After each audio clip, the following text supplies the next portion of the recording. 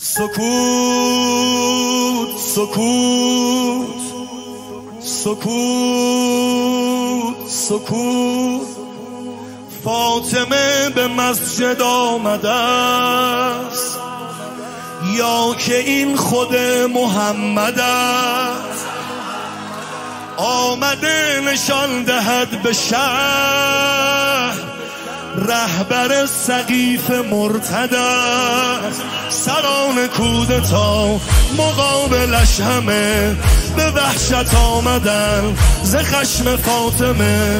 نه فقط قنفذ و مردان بنی اسلم را، بگو این قوم بیارن همه عالم را. اگر آن معرکه ها چند برابر میگشت، باز هم فاطمه دور سر حیدر میگشت. باز هم فاطمه دور سر حیدر.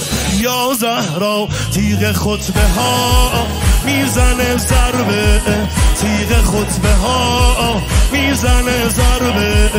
مثل الامام مثل الکعبه، مثل الامام مثل الکعبه.